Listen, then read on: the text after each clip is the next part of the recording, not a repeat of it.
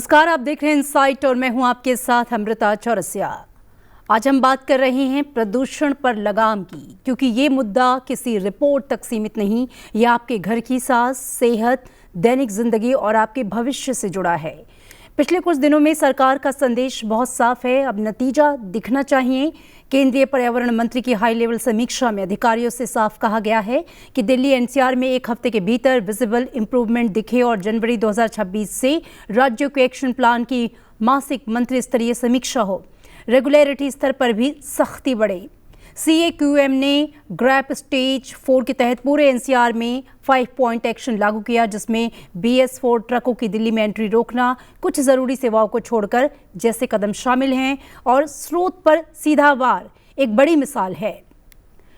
लेकिन सवाल ये है कि इन सब कदमों का कितना असर पड़ रहा है। जैसे कि दिल्ली में नो PUC नो फ्यूल नीति को ग्रैप के बाद भी जारी रखने की बात सामने आई है, लेकिन क्या धूल कम होगी, कचरा जलना रुकेगा, ट्रैफिक और इंडस्ट्री पर वास्तविक नियंत्रण होगा, और आखिर कब तक हम हर साल इमरजेंसी मोड में जीने के लिए मजबूर होते रहेंगे?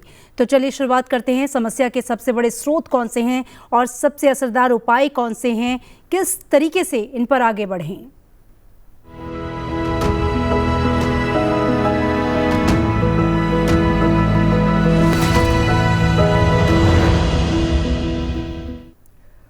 और इनसाइट में आज हमारे साथ हैं 3 विशेषज्ञ जो नीति, विज्ञान और समाधान तीनों पर हमसे बातचीत करेंगे। मैं आपसे उनका परिचय करा दूं।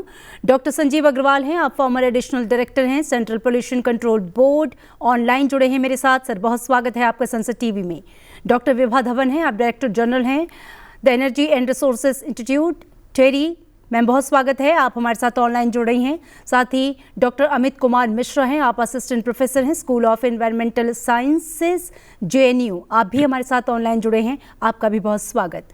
डॉक्टर संजीव, सबसे पहला सवाल आपसे, और शुरुआत सबसे सीधी। दिल्ली NCR की हवा बिगड़ती है, हर साल बिगड़ती है। आपके हिसाब से जो सबसे 3 बड़े मूल कारण हैं वो क्या हैं, और सर्दियों में इनमें से कौन सा कारण सबसे ज़्यादा डोमिनेट करता है?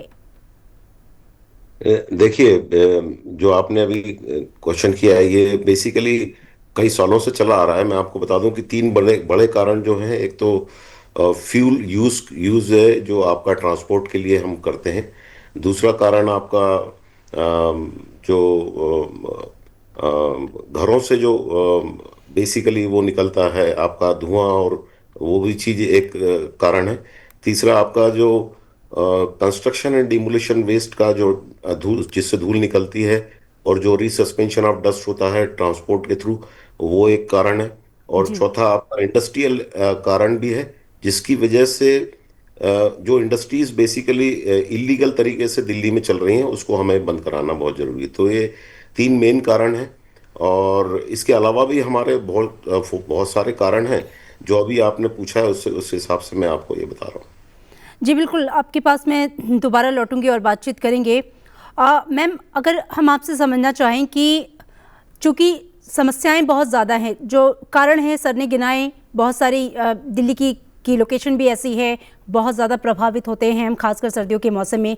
लेकिन अब लोग ये कह रहे हैं कि डायग्नोसिस क्या है, क्योंकि बहुत सारे नियम कानून बन रहे हैं, वो क्या सही तरीके से इम्प्लीमेंट नहीं हो रहे हैं।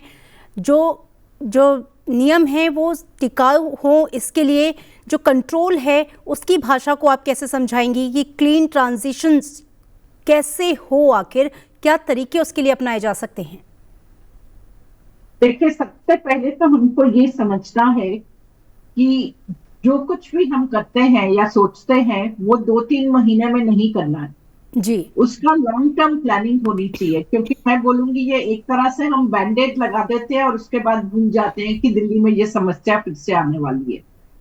कुछ साल पहले तक हम सब कुछ कर देते थे कि पराली के जलने के कारण ये हो रहा है, लेकिन पराली कंट्रीब्यूट करती है। लाइक आप शुगर पेशेंट को 1 चम्मच भी चीनी दे दोगे तो वो ठीक नहीं होगा, लेकिन पराली सिर्फ एक कारण नहीं है। अब जैसा अभी डॉक्टर अग्रवाल ने बताया, ट्रांसपोर्टेशन सेक्टर बहुत ज्यादा कंट्रीब्यूट करता है। अब EV व्हीकल्स हम लोग लेके आ रहे हैं, लेकिन EV ओवरनाइट तो पूरा साल सब लोग भी नहीं बदलने वाले हैं, और उसमें थोड़ा सा टाइम लगेगा कि लोगों को ट्रांजिट करने के लिए EV के। फिर ईवी को देखता है कि क्या हम सिर्फ अपने ट्रांसपोर्ट के लिए देख रहे हैं, या हम दूसरे जो ट्रक्स वगैरह हैं, क्योंकि वहां पे उसका इम्पैक्ट बहुत ज्यादा होने वाला है।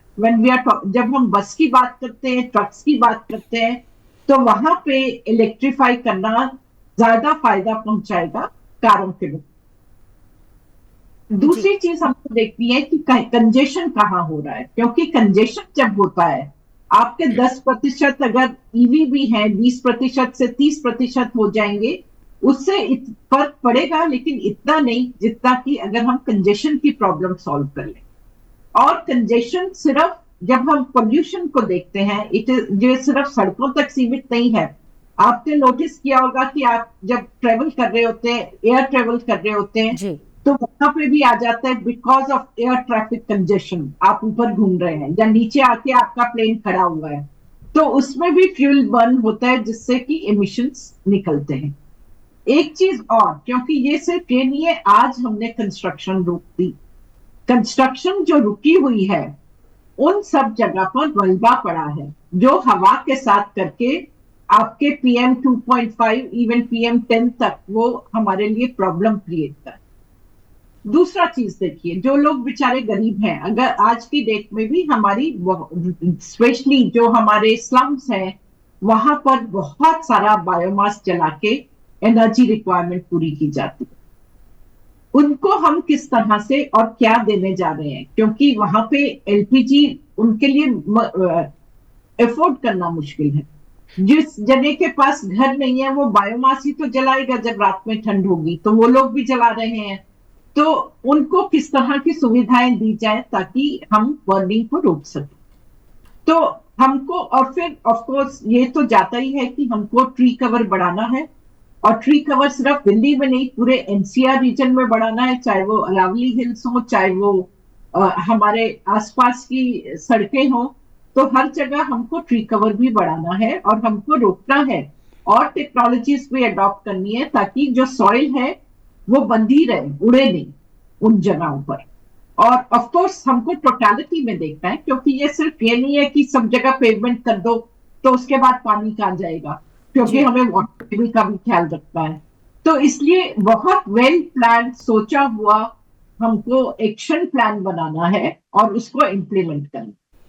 बिल्कुल, वेल प्लान्ड और फेज वाइज एक्शन प्लान क्या अभी तक नहीं बना, और बना तो क्या इम्प्लीमेंटेशन में खामियां थी? आखिर क्या वजह है कि ग्रैप 3 और 4 के बीच हम झूल रहे हैं? तमाम ऐसे मुद्दे हैं, मैं इन पर भी बात करूंगी। उससे पहले एक बार मिश्रा जी को भी मैं इंट्रोड्यूस करना चाहूँगी।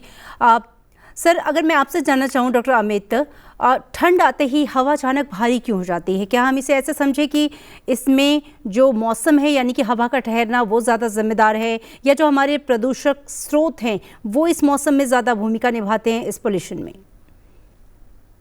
नमस्कार। देखिए, अगर आप ईयर राउंड एमिशंस फैक्टर्स की बात करेंगे तो वेहिकुलर पोल्यूशन ईयर राउंड चल रहा है, इंडस्ट्रियल एक्टिविटी भी ईयर राउंड चल रही है। ठीक है, बायोमास बर्निंग एक है जो कि ठंड के दिनों में एनर्जी कंजम्पशन के लिए थोड़ी बढ़ जा रही है, लेकिन जो महत्वपूर्ण कारण है वो है हमारा जो मेट्रोलॉजी है, मेट्रोलॉजिकल कंडीशन कैसी होती हैं। अगर आप जानते होंगे तो ठंड के दिनों में ये एक लार्ज स्केल मोशन होता है जिसमें हेडली सर्कुलेशन के हम लोग डिसेंडिंग ब्रांच पे पढ़ते हैं। तो एक तरह से ये हाई प्रेशर सिस्टम बन जाता है, जहां पे आपकी बाउंड्री लेयर हाइट बहुत छोटी हो जाती है, नीचे हो जाती है, विंड स्पीड्स कम हो जाते हैं, जिससे कि जो भी पॉल्यूशन हम एमिट करते हैं एटमॉस्फेयर में उसका वेंटिलेशन नहीं हो पाता है। लेकिन ये एक नई बात नहीं है, ये वर्षों से हर विंटर में यही होता आ रहा है।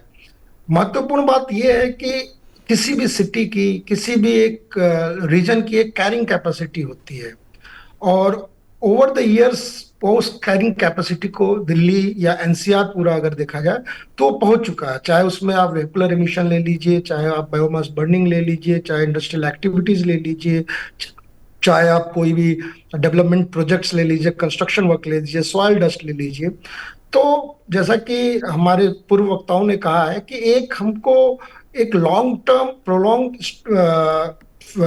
एक्शन प्लान चाहिए जो 1 साल में 2 साल में नहीं होगा।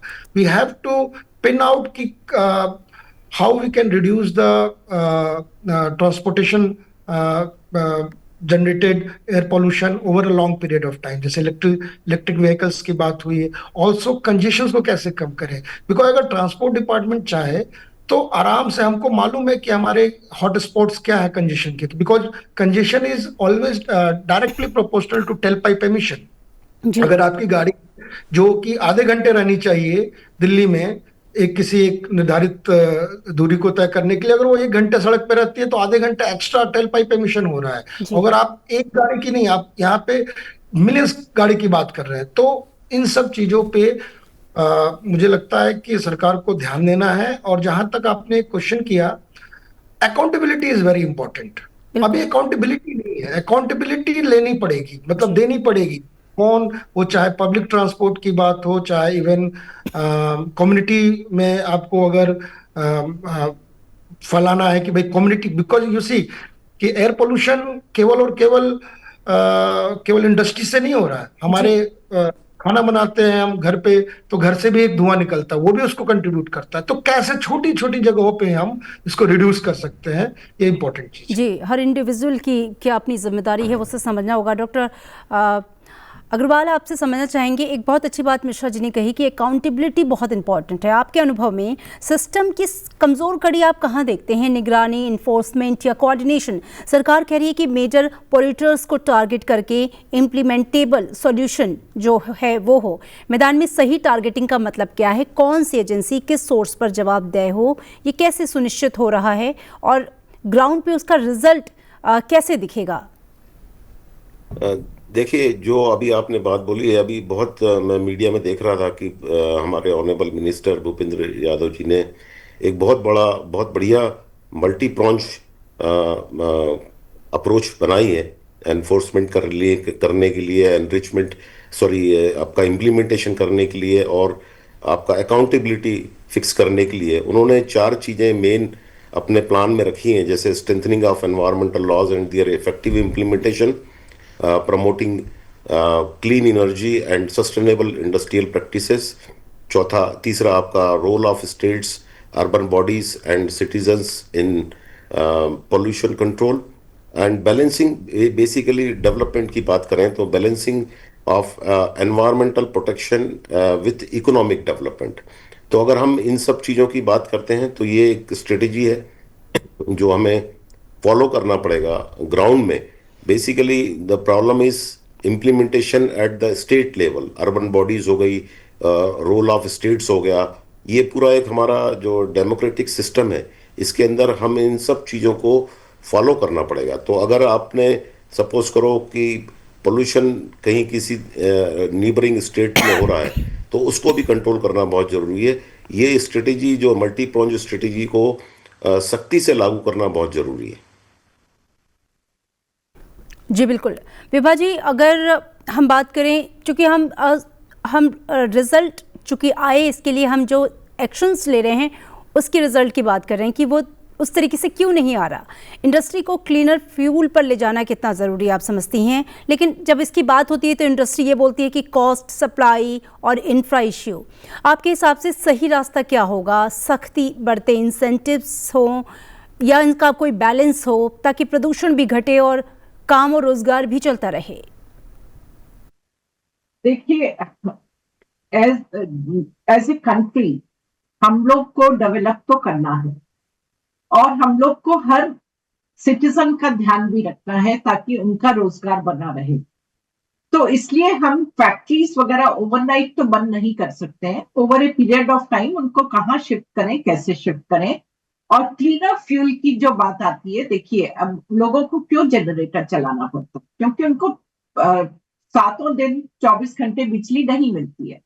तो हमको देखना है कि उनको बिजली कैसे मिले ताकि हम जनरेटर फेज आउट करें. अगर आप उनको बोलते हैं कि आप डीजल जनरेटर की जगह दूसरे जनरेटर, गैस जनरेटर पे शिफ्ट करो, तो क्या उनके पास पैसे हैं करने के लिए? क्योंकि हमें रोजगार का भी ध्यान रखना. दूसरी तरफ हमको ये भी देखना है कि जैसे अभी डॉक्टर अग्रवाल ने carrying capacity of the city की बात करी और अमित जी ने भी, तो अब दिल्ली में इतनी ज्यादा पॉपुलेशन डेंसिटी है तो उसी के हिसाब से हमारे पास व्हीकल्स भी बहुत ज्यादा है.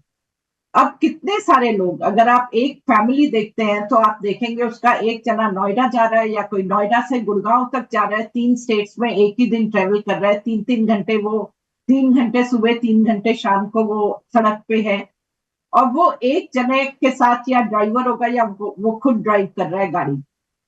तो हमारे पास पब्लिक ट्रांसपोर्ट की तरफ हमने बहुत ध्यान नहीं दिया है। मेट्रोस चली है लेकिन ऑफिस के टाइम पे वो भी बहुत भरी होती हैं और एंड टू एंड कनेक्टिविटी नहीं है, तो उनको होता है उतर के हम क्या करेंगे।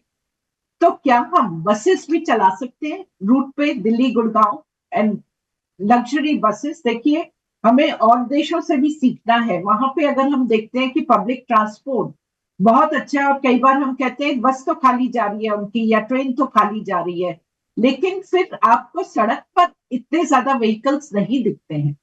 तो क्या हम अपने सैटेलाइट एनसीआर रीजन में हमारी कनेक्टिविटी क्या अच्छी है, तो हमको उस तरफ भी बहुत ध्यान से देखना है कि पब्लिक ट्रांसपोर्ट, कोई गाड़ी चलाना नहीं चाहता है लेकिन उसके पास कोई विकल्प नहीं है, तो हमको उसको भी देखना है।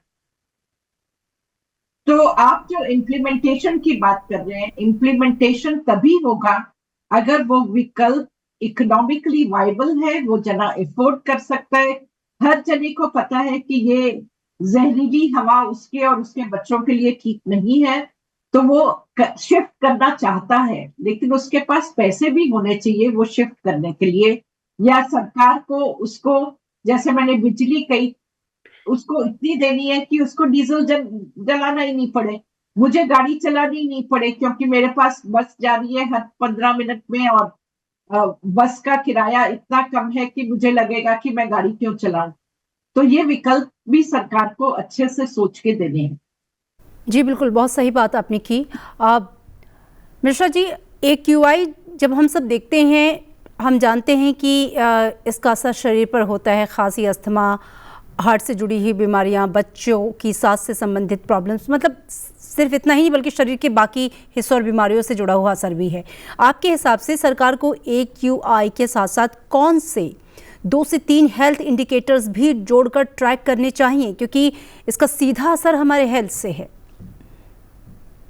देखिए, AQI एक इंडेक्स बनाया गया है जिससे हम डायरेक्ट जो आम जनता है उसको एक इंडिकेटर बता सकता है कि भाई पॉल्यूशन ज्यादा है या कम है, क्योंकि आप जानते हैं कि there are numerous pollutants, air pollutants. For example, if criteria air pollutants की बात करेंगे तो PM 2.5 हम सभी लोग जानते हैं। इसके अलावा sulphur dioxide, nitrogen dioxide, ozone, lead, बहुत से पोल्यूटेंट होते हैं। अब उनमें से कौन सा पोल्यूटेंट है जो कि उस पर्टिकुलर आवर में या उस पर्टिकुलर डे में डोमिनेट कर रहा है, इसके इंडेक्सिंग को हम एयर क्वालिटी इंडेक्स कहते हैं। इसके साथ साथ आप जैसे बोल रही हैं कि हेल्थ इंडेक्स को बताना इतना मतलब आसान नहीं कि उससे मतलब मेरे हिसाब से AQI अपने आप में एक अच्छा इंडिकेटर है जो कि आम जनता को बता सकता है कि बाहर की हवा किस कार्य के लिए उपयुक्त है, क्या जा सकते हैं, आप जॉगिंग कर सकते हैं, खेलने जा सकते हैं या नहीं जा सकते हैं। इसके अलावा वार्निंग के नाम पे ऑफ कोर्स अगर एल्डरली हैं और बच्चे हैं उनके लिए बहुत अस्थमेटिक प्रॉब्लम और रेस्पिरेटरी डिजीजेज बहुत सी बढ़ गई। अगर आप देखेंगे कि विंटर का डेटा उठा ले आप किसी भी हॉस्पिटल से, तो आपको मिलेगा कि ये डिजीजेज बहुत बढ़ गई हैं। लेकिन अभी भी इन जो हॉस्पिटल डेटा है या हमारा हेल्थ डेटा है, इनको ओपन करने की जरूरत है। अभी भी कोई रिसर्चर है, अगर उसको कोई स्टडी करनी है तो बड़ा डिफिकल्ट होता है डेटा को पाना, क्योंकि हर हॉस्पिटल में जाना, हर हॉस्पिटल से आपको ये डेटा लेना। तो एक मेरे हिसाब से एक नेशनल रिपोजिटरी भी बनाना है, क्योंकि देखिए data will tell you, data analysis is very important. और अभी भी मुझे लगता है कि इस फील्ड में हम लोग के पास स्कैर्सिटी ऑफ डेटा है, तो इस फील्ड में और काम किया जा सकता है, जिससे कि हमारे तरह के जो रिसर्चर हैं वो और इसको अच्छे तरीके से समझ सके और उसको समझ सके कि क्या डायरेनल वेरिएबिलिटी क्या है, कैसे सीजनल वेरिएबिलिटी में कैसे ये हेल्थ के अलग अलग एस्पेक्ट से, like for example not respiratory, ocular diseases भी हैं जो कि PM 2.5 के एक्सपोजर से बहुत प्रभावित हो रही है। तो ऐसे कुछ मैं चूंकि एक्सपर्ट नहीं हूँ हेल्थ पे, इसलिए मैं इस पे बहुत ज्यादा नहीं बोलूंगा, लेकिन these are the things which we can do it जी to better understand air pollution जी एंड हेल्थ। जी सर, आपके पास दोबारा लौटेंगे। डॉक्टर अग्रवाल, ग्रैब को हम देख रहे हैं पिछले दिनों में, कभी ग्रैब 3 कभी ग्रैब 4 जैसे चेंजेस के बीच हम झूल रहे थे, बिकॉज जैसे ही ग्रैब घटता है पोल्यूशन एकदम से है जो वो बढ़ जाता है। और इसको लगाए भी इसके जो कदम है वो अक्सर जब स्थिति बिगड़ती है तब आते हैं। तो ग्रैब को रिएक्शन से प्रिवेंशन बनाने के लिए आप एक बदलाव क्या सुझाना चाहेंगे जो हर साल काम आए? क्योंकि कई बार हम देख रहे हैं कि ग्रैब के इम्प्लीमेंटेशन के बाद भी चीज़ें बहुत थोड़ी देर के लिए ठीक होती हैं, दोबारा हटते ही या फिर उसके बावजूद भी चीज़ें बदतर होने लगती हैं। देखिए, अभी मिनिस्ट्री ऑफ एनवायरनमेंट ने एक एक्शन प्लान जारी किया है जो मैंने मीडिया में देखा है। उसमें फ्यूल ट्रांजिशन की बात कही गई है कि shifting industries to cleaner fuels, जो मैडम धवन ने भी अभी बात की है। एक ग्रीनिंग इनिशिएटिव्स किया है जिसमें expanding urban green cover and converting waste sites into forest. तो बेसिकली वो चाह रहे हैं कि मियावाकी प्लांटेशन करें इन सिटीज़ में, जैसे आपका गुरुग्राम हो गया, गाज़ियाबाद हो गया, और जो नियर बाई सिटीज़ हैं इनके ऊपर ये स्ट्रिक्टली ये रेगुलेटरी मेजर्स को ध्यान में रखते हुए करें। और डस्ट मैनेजमेंट इम्पॉर्टेंट हो गया जिसमें controlling construction dust, road dust and waste dumping.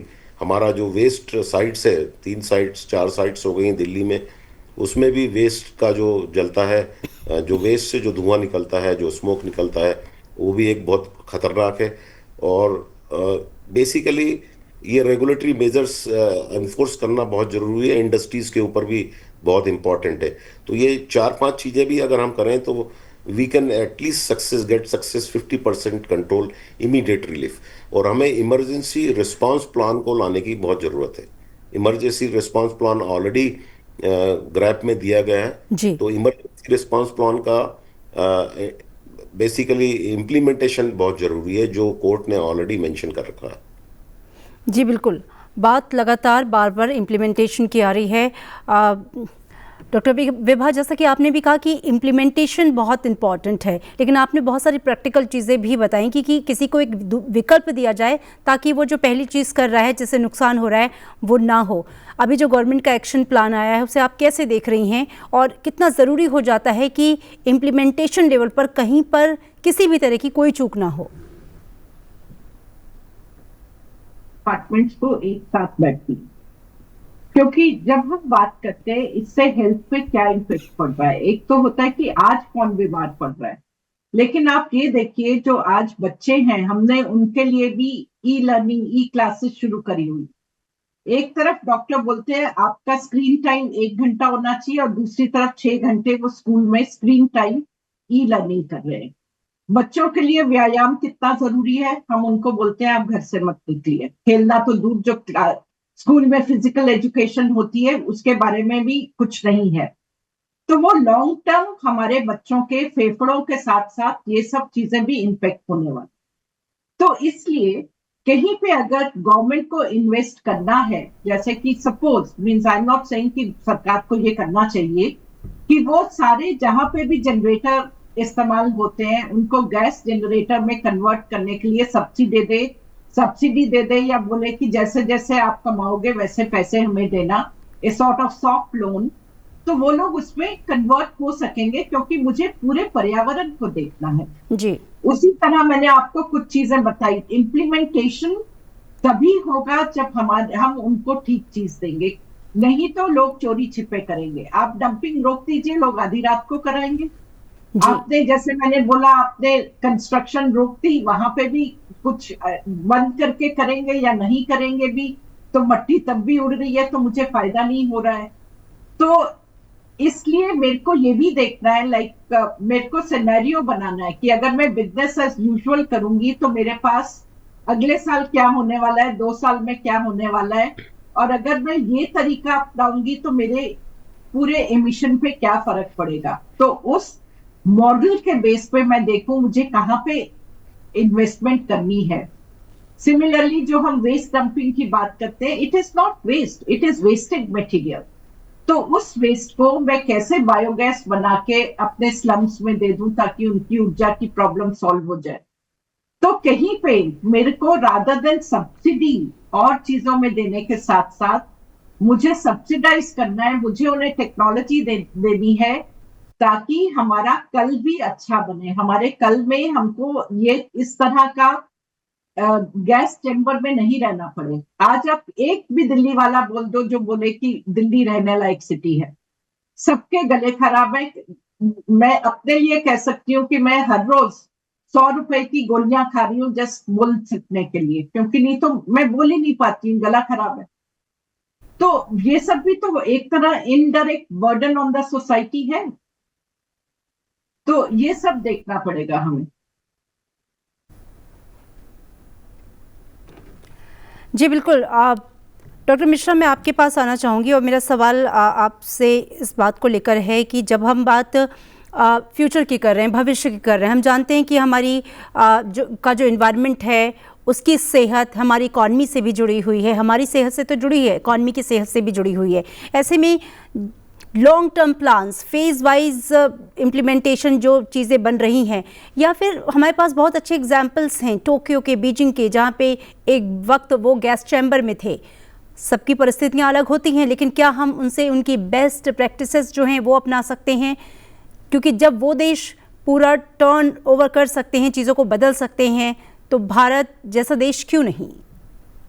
नहीं, बिल्कुल। अगर आप सरकार की पहल देखें और अभी जो यूनियन मिनिस्टर ने हमारी मल्टी फेजेस एक्शन प्लान बनाया है, तो उसमें उन्होंने बात की है, उसमें उन्होंने फेज डाउन की बात की है, फेज आउट की बात नहीं की है। फेज डाउन मतलब जैसे क्लीन फ्यूल्स है, तो हम अचानक अगर हम चाहें कि हम कोल से अपनी निर्भरता को हटा दें और सारा का सारा इलेक्ट्रिसिटी और गैस पे हो जाए, तो वो मतलब संभव नहीं है। इसलिए हम लोगों ने फेज डाउन की बात की है। तो निश्चित रूप से बीजिंग का हो या टोक्यो का हो एग्जाम्पल हम ले सकते हैं और हम अपने वायु की गुणवत्ता को बेहतर कर सकते हैं। प्रॉब्लम अभी भी मुझको क्या लगती है कि इम्प्लीमेंटेशन पार्ट पे है। इम्प्लीमेंटेशन में हमको देखना पड़ेगा कि जो भी rules and regulation, there are rules and regulation, air act है, वाटर एक्ट है, सारी अगर आप एनवायरमेंटल एक्ट्स हैं, लेकिन क्या हम उसको फॉलो कर पा रहे हैं? क्या सारी नॉर्म्स जो हैं, जो इंडस्ट्रीज हैं, जो इलीगल इंडस्ट्रीज हैं दिल्ली में और एनसीआर रीजन में, क्या हमारे पास ऐसे कानून है या उस कानून की उतनी इम्प्लीमेंटेशन है कि वो उस नॉर्म्स को फॉलो कर पा रहे हैं? जैसे आप निश्चित रूप से अगर आप देखेंगे CAQM के स्थापना के बाद पिछले 2-3 वर्षों 4 वर्षों में आप देखेंगे कि इंडियन सिटीज ने, और ऑलमोस्ट 80% इंडियन सिटीज ने PM 2.5 में अपनी गुणवत्ता में सुधार की है। इवन मोर देन 20% सुधार PM 10 में भी हुआ है।